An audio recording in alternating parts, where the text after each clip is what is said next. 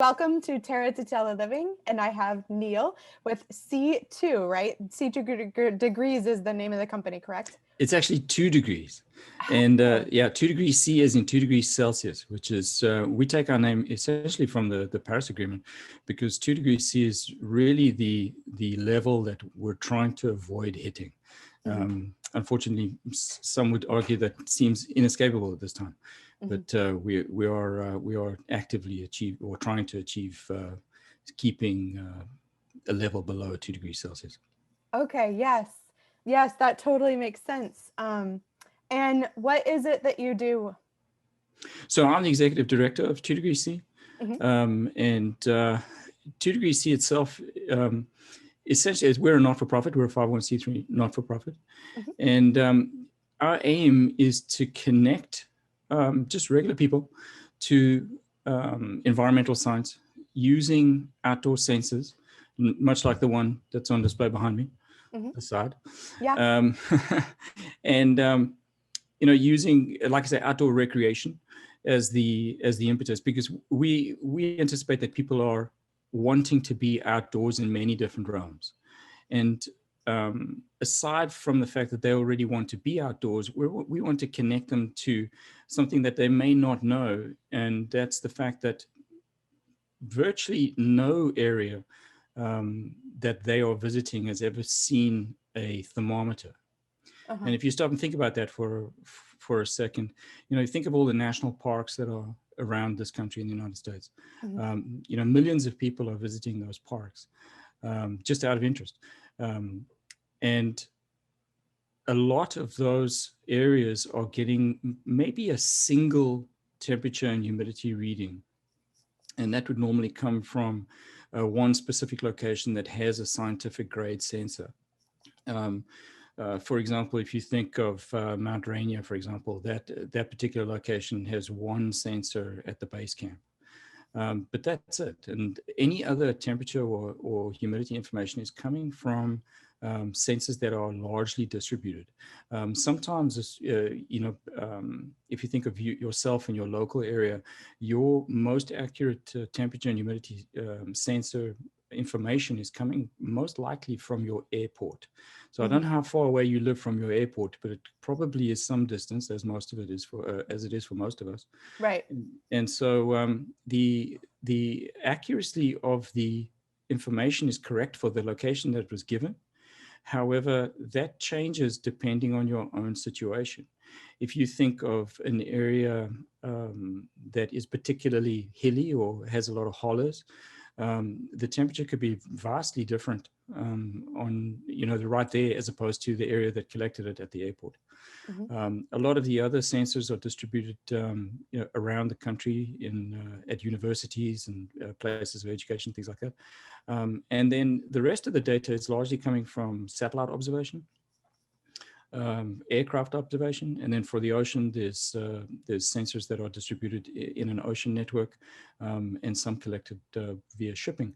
But for areas that people, the average outdoor person that's out there for recreation, whether you're a hiker or a biker or a camper or a skier, or a lot of that information is uncollected. Right.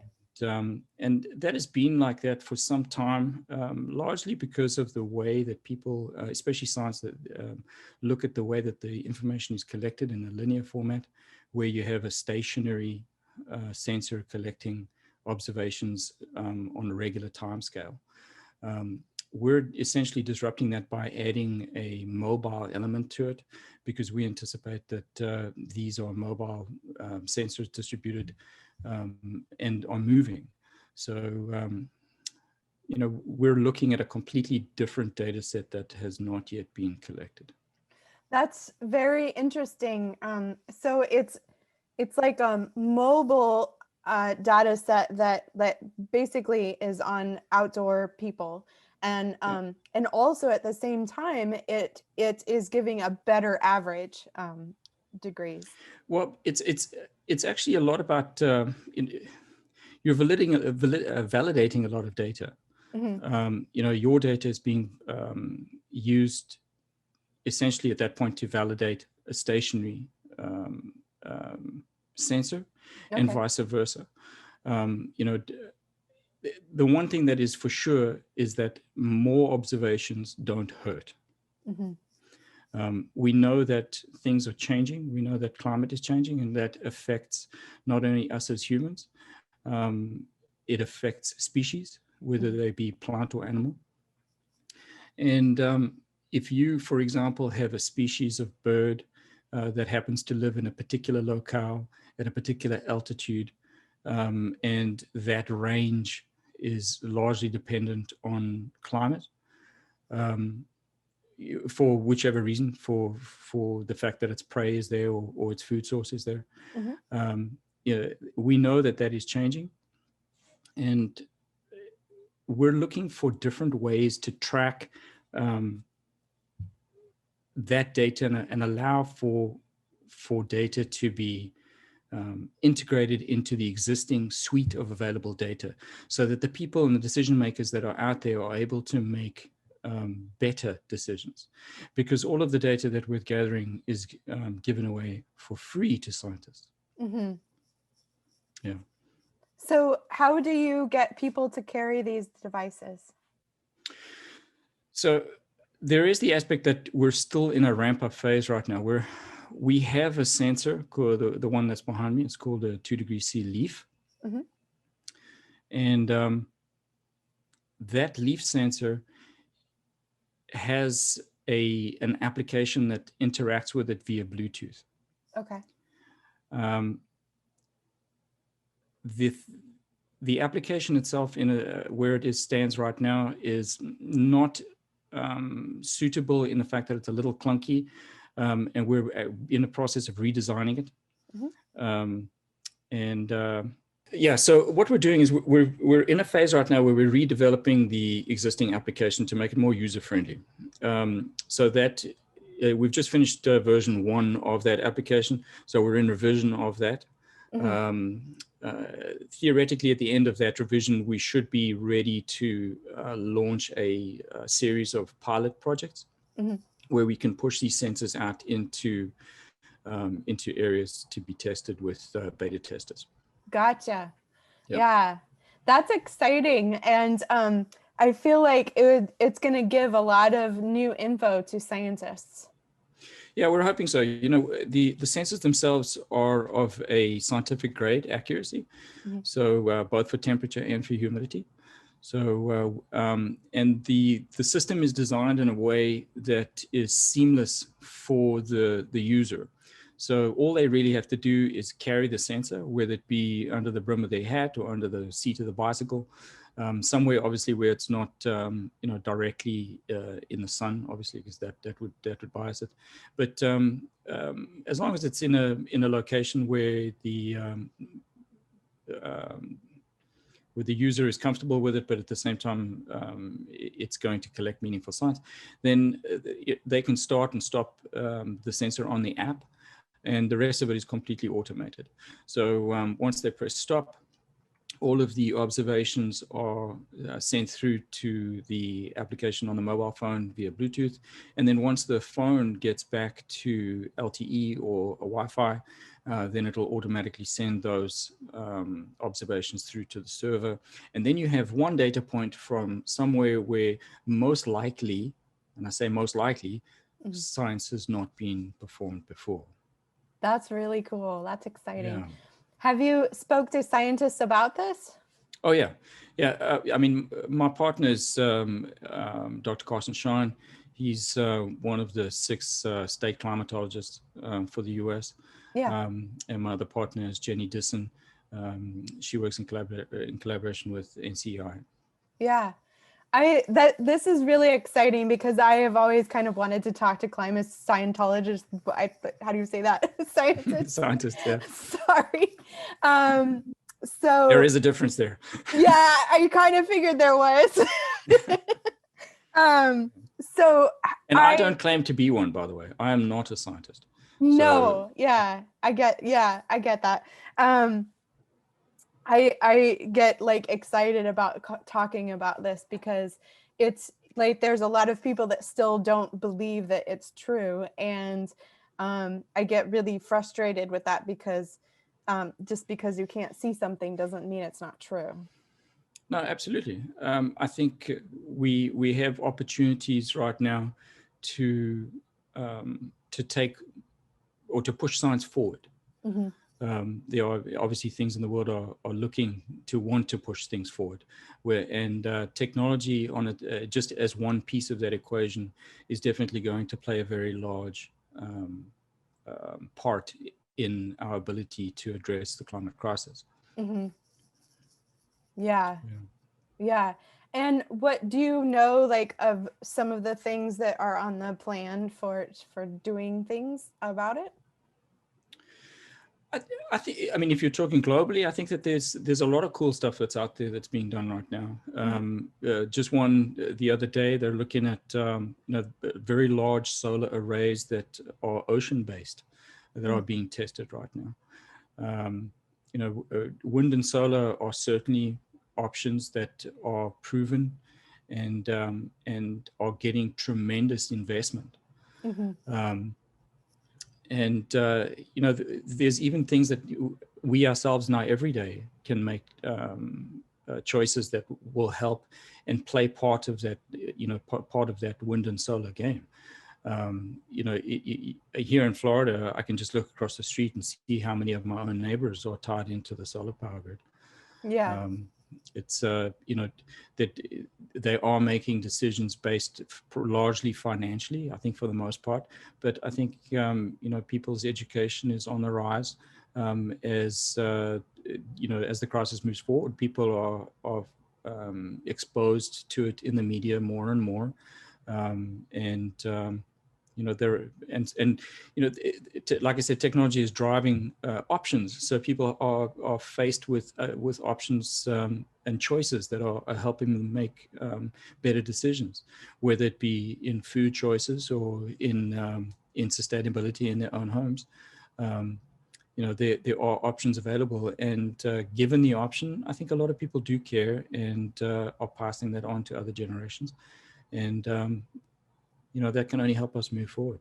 Right. Absolutely. 100%. And that's why I am doing these interviews too, is Yeah. because I want to put that out there, and that we can do something, and some of that thing is little and some of it's big. Yeah.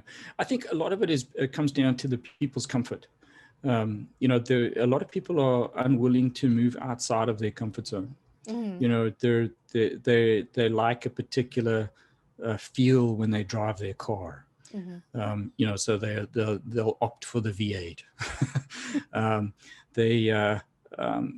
Maybe they like a particular paper to write on. I think it comes down to personal choices and a lack a lack of willingness to move to something that's more sustainable. And I mean, we're all guilty of it. I certainly am also guilty of it. I happen to like a particular coffee creamer. I'm sure that that somebody will blame me because it comes in a plastic bottle. But I think that there are options for people to participate in their everyday life if they so choose and make a mindset to do so. And that is really what's required. I think there is a stigma related to the environment that is hard to shake, whether you're in the market for an electric lawnmower, and you choose to go to a big shop or a big brand shop to purchase a brand new one, as opposed to looking on a marketplace to see if you can find a used one. There's a stigma associated to that. People don't want to be seen as participating in that culture, and I think that's something that needs to be addressed. But also, there are choices that people can make in their everyday. I spent a lot of time in the Caribbean, and I know the effects of sunscreen on reefs. But it's very difficult for people to make a sustainable choice where they're willing to use a mineral-based sunscreen as opposed to, one that is reef damaging, even though they're there to see the environment. They're there visiting that particular environment. It's difficult for them to be able to make that choice and move forward. So you know, we all have a responsibility to care for the intake that we make, the choices we make, making decisions based on what that waste is going to look like as we push it out. There is that to be concerned. You know, what is the supply chain that we're actively participating in? Where is it coming from? How, you know, is there a more sustainable choice that you can make locally where it didn't have to travel literally halfway around the world to get here? Yes. Like I say, either buying it locally off a marketplace or used, or, you know, and then, you know, obviously one of the big ones that's happening right now is the mode of transportation that people choose. You see a lot of the major manufacturers are turning away from combustion engines and moving more to EV. Whether it be, you know, not just because others are doing it and they're following suit, but because there's actually financial implications, A, for not doing it, but B, because doing it makes better business sense. Right. You know, in the age of the automobile, it was a terrible time to be in the horse-drawn cart business. You know, I think that analogy gets used over and over again, but how true is it? It's incredibly true. You know, those people that were in those businesses, if you made wheels for wagons, you know, you needed to now make wheels for automobiles. You needed to shift your culture, and the progress is inevitable. It is happening, and it's really up to the consumer to drive that and demand more out of the manufacturers. You know, if you buy a particular range of products and it keeps arriving in unsustainable packaging, then you have the choice, A, to either not purchase that product, or you have the choice to motivate the purchaser, the supplier. Yes. And that does actually work. I've seen it with my own eyes in other projects I've been involved with, where we lobbied manufacturers to change their packaging, and they did. So it's not that the normal, you know, everyday street person can't have an effect. You can, and they do have an effect, but it takes action. And I think the action is the part that people struggle with. Mm-hmm. You know, each of us is busy in our own life, and I think that faced with difficulties, especially right now, Mm-hmm. it's hard for people to really go the extra mile for the environment. Mm-hmm. Yes. It's difficult, and I think you know, accepting that as to be true is the first step to recovery. You know, you're like, okay, I feel bad about this coffee creamer, but I'm going to try and do something really meaningful somewhere else. You know, Yes. and make that choice to do that. And you know, it's a daily battle. I think there's no in between, in my opinion. There, you either care or you don't care. Mm-hmm. There really isn't an in between, and it's definitely changed relationships in my life, and certainly changed friendships in my life, where you get to a natural impasse, and you really understand where someone really cares, Mm-hmm. and you can forge for, you know, new bonds, or you realize that someone really doesn't care, and you may choose to take a different path. Yeah, that is so good. Absolutely. And that's the same thing that I have been through in my process too, is just looking at every like small thing that I do. Is this a good choice? Or is that a good choice? You know, and where are my options, and financially too, where are Yeah. my options? Yeah. Um, and sometimes it's a big choice, and sometimes it's a little one. Yeah, and I think it's important for people to achieve goals within their means. Mm-hmm. I mean, I'm certainly not advocating that someone rush out and buy an $80,000, you know, EV, because, you know, that's the way to go forward. Mm-hmm. You really should first consider where the power for that EV is coming from. Mm-hmm. If you really want to think about it, then, you know, is it coming from a sustainable source? Is it coming from a coal power plant? You know, there are other factors to think about, but you know, we each have we have a choice to involve ourselves in projects that are making a difference. Mm-hmm. And I think, you know, people always put their hands up and go, oh, well, what can I do? You know, I live in the inner city. Yeah. how can I participate? Yeah. Well, if your inner city's located close to a beach, like New York, well, guess what? You can participate because I guarantee you there's a beach cleanup happening. Mm-hmm. And it only takes one beach cleanup before people realize how meaningful of a contribution they can make. Mm-hmm. Because when you're faced with an insurmountable amount of garbage coming up on any beach anywhere in the world, you realize very quickly that that there's a tremendous amount of excess waste. Um, and I think in this country, um, this country certainly doesn't see as much waste as other countries and other places in the world. But a short internet venture or search will net you incredible results of the kind of garbage that's washing up around the world. Yes, for sure. But there are ways to participate.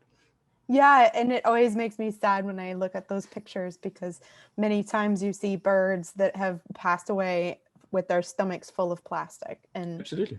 other animals too. Yeah, we are the generators of the waste. We are the consumers. The industries are doing what they do. The industries create. Mm-hmm. So they will always create whatever we want them to. It's industry. It's consumer driven. So if we want them to create something, they will go out and make it for us. Mm-hmm. And we're the purchasers. So it's really up to us to either demand different products, and this is evidenced as successful with animal welfare. Mm-hmm. When if you think back to the 80s, when there were large outcries for animal testing, Mm-hmm. big companies and big name brand companies were faced with decisions to change the way they manufactured and did testing because of pressure from outside. So there was success there. There's success stories in nature, both in whale conservation because of very strong advocacy in the 70s and 80s. But the face of the World Wildlife Fund is the panda bear. That happened because of pressure. So it's really up to us to involve ourselves, not only in activism, but also in outreach and education and self-education. Mm-hmm. Finding out for ourselves what is true. I think there's a lot of alarmism in many realms that is misplaced. But participation. Yeah. Participation is good. Yes. And I loved how earlier you brought up the used market too. I am a huge fan of the used market. I use it all the time. I'm actually selling a whole bunch of stuff online. Yep. And Me too. And it's not like many times, like the vacation rental that I have furnished it with used furniture, like almost 100%. And it's not hard to find something that's decent either. No, and you bring up a good point. In a previous life, when I lived in the Caribbean, I used to manage a hotel, and it was very important for us as a hotel brand to be seen as participating meaningfully, and environmentally responsibly. So and you see now that hotel brands are starting to play that game, whether they're starting to feel the pressure from the clientele and about the amenities that are inside the hotels themselves, whether it be your soaps and your shampoos and these kind of things. But you take it one step further in the vacation rental business, because you're able to offer something on the outside of that's completely isolated. So I think there's even an aspect there where the socially conscious tourist is looking for ways to find vendors and stakeholders that are actually participating at the level that they want. Yeah. Even though it's small, I do think that there is a space for that. And we certainly know it's true to be, or we know it's true in the bigger brands, because we see that when we visit them too. Yeah. Yeah, that's so true. And I see it more and more and more too as well. Yeah. And I see, like, even going to the stores, even 3 years ago when I went to the stores, I didn't see hardly any options on the East Coast, where I live. And now I see options all the time, and just about any kind of product you can imagine. Yeah, like I said before, it's really up to us. We choose to request products based on the fact that those are the ones that we want in our homes, and the vendors really have the choice. Well, the clientele are so diverse and rich that we don't need to cater to everybody. There's that. Or they really are understanding and they see the need to progress, especially in the day of social media, because it doesn't take much of people to turn that into a video expressing their disappointment. And that's very difficult for companies to overcome. And it's not that I'm advocating that should happen, but I think it's a reality that it does happen. Right. I think that Absolutely. people do take that step of activism. So, we see that companies are taking the step of adding, ESG essentially to their methodology, their business plan. In the fact that they know that people need to. They know that people are going to make choices based on their participation. And I think that's good for everyone. I think that's a glimmer of hope on the horizon. Yeah. Yeah. And I love how we're talking about all of these different things, because that was another thing that I saw was everything is literally connected, all around the world, and everything that we do and every decision that we make every single day of our lives. Sure. Yeah, no doubt. Yeah. It's interconnected. And I think, coming to the realization that, the changes we make in our day-to-day actually do have greater ramifications. I think coming to that understanding at whatever juncture you are in your life, I think that's going to be good moving forward. I kind of felt that, I was maybe sleepwalking until I found that, I'm not sleepwalking anymore. I'm actively looking to where I'm going, and I'm trying to achieve that. Yes, for sure. I resonate so much.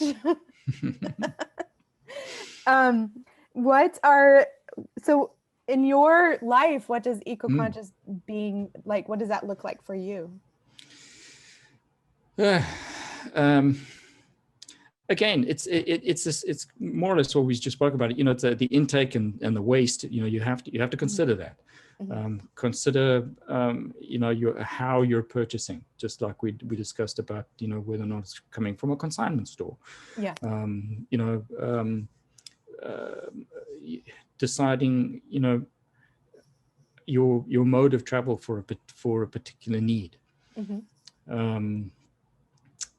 What else? I don't know. It's all consuming. So it's everything. The chemicals in your house, the chemicals you put in in your lawn. Everything has an effect. We choose to participate with or not. And those are difficult choices for people, including myself. I don't pretend to think that they're easy choices. I think that they're difficult to make. Right. Absolutely. And what are some of the benefits that you've seen in your life from changing to be this? I think that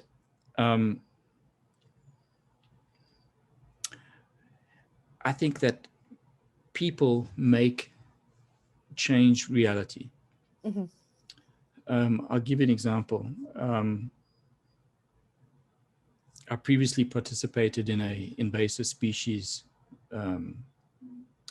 program. And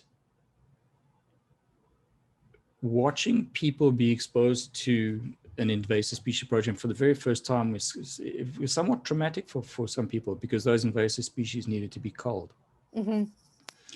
But once people are exposed to the reasons behind why that needed to happen to protect the ecosystem that the invasive species was impacting, I think that seeing that transformation within people took them from a place of not fear, but really a not wanting to participate, let's say, Mm-hmm. into an understanding where they knew they needed to participate. It feels like it was an empowering situation. Absolutely. And that decision leads to other decisions where all of a sudden you're more aware of, oh, I didn't understand that those things are connected. Mm-hmm. And that example is transposable. It doesn't matter whether it's an aquatic species or a terrestrial species, or if it's a species of plant.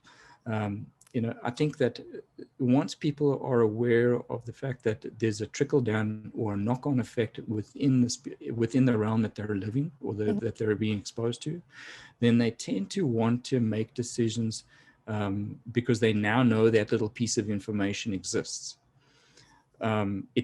It's difficult. Well, I'm not saying it's impossible for people to be totally callous and just ignore that once they know it. I think that we all know that people are capable of that. But I think that a lot of people, once they're exposed through outreach and education for whichever topic, I think after they're exposed to that, they then start to move in a direction that is more sustainable. Mm-hmm. Is education a part of 2 degrees? So I'm glad you asked that. Actually, I hadn't thought to mention that, but we do have a partner that reaches about 16 million children called Mm-hmm. High Touch High Tech, and so we're partnered with them with STEM opportunities, and that's one of the pilot opportunities that we will be making use of as soon as our application is completed. To roll that out to children, to expose them to not only to STEM opportunity, but to the environment itself, and showing them how that, temperature and humidity, just in these very basic markers, actually do have an effect. Yeah. Oh, that's so good. Um, is there also adult education? We haven't pursued adult education as yet. Yeah. Only because we're still focused on developing the leaf as a unit Yeah. and rolling that out. It certainly is on the radar, but we haven't brought that into the house just yet. Yeah. Yeah, I love it. And I definitely 100% think that children is educating children is awesome. And I see a huge shift in the younger generation being more aware of the environment and what we need to do. Um, and I also want to encourage adults to consider that education as well, because many of us adults have not been educated in that way. Mm-hmm. Yeah, I think that the children have a massive capacity to obviously to learn, but to make change moving forward. Mhm. They inherit the fears of the people that surround them. Mhm. So if your mom's scared of spiders, then most often you're scared of spiders. But conversely, if you love nature and you expose a child to nature, quite often they will also love nature. Yes. Certainly true even of my own self. Yes. Me too. I was exposed very young, and I followed a path that has largely helped me stay in that. Yeah. Yeah, and I see the same thing with me and my son. I watched shows like the entire time he was growing up, and he always made fun of me. But now I see it in him, and I see Mm-hmm. that he has a huge passion for making sure that he is making good choices. Mm-hmm. Yeah, and I think it's okay that not everyone participates at the same level. Mm-hmm. I think that we need all kinds of people. Mm-hmm. Some people want to be neuroscientists and have very little taste for the outdoors, and I'm okay with that because I think that neuroscientists are really needed. Mm-hmm. But given the opportunity to offer anyone exposure that benefits the environment, I think that it's our responsibility and our duty to offer that to them. Yeah. And hopefully somebody will listen, and hopefully somebody will go on and inspire someone else to do something great. Yeah. Oh, I love it. That's exciting.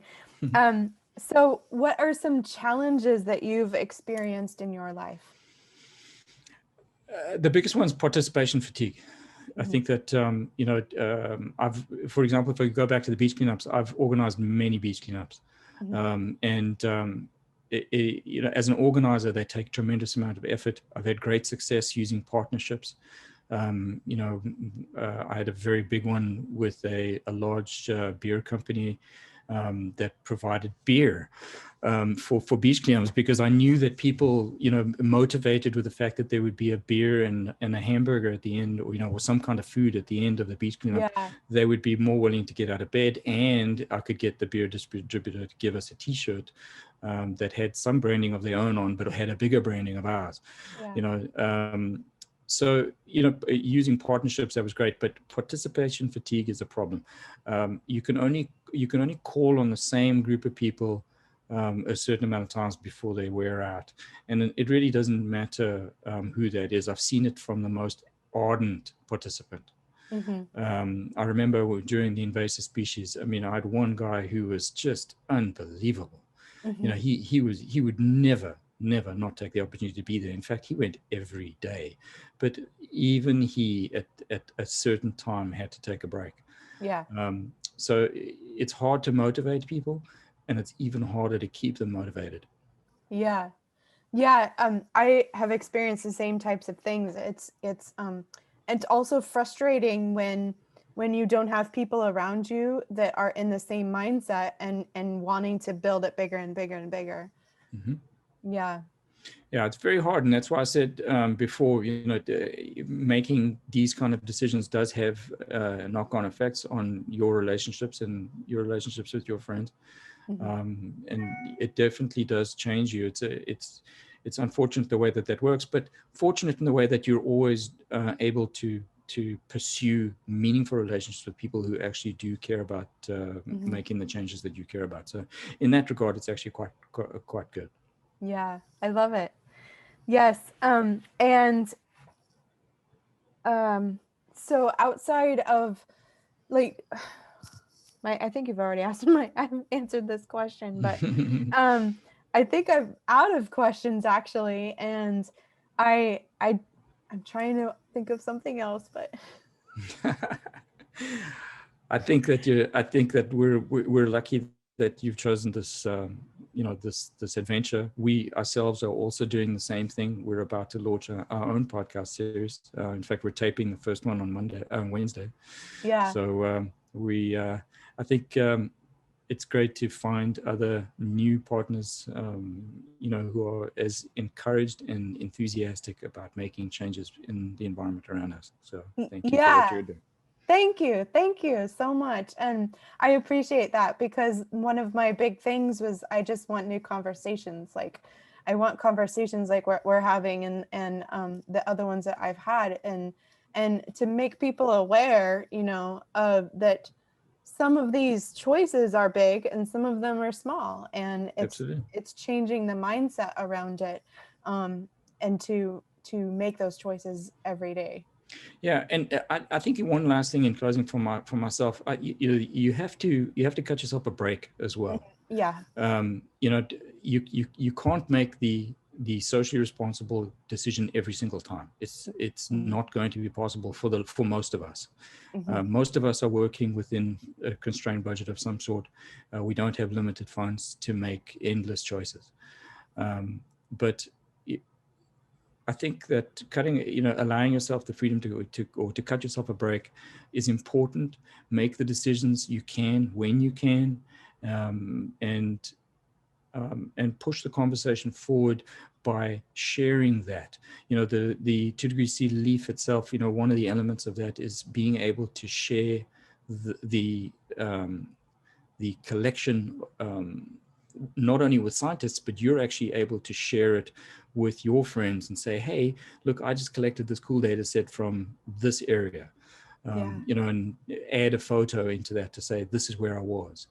I think that self awareness of the problem helps us educate other people just in regular conversations and motivate them through our actions, because really that's the secret. You know, we take challenges from and cues from people around us, and they activate us and to want to do other things, and also they help sustain us keep going. So Yes.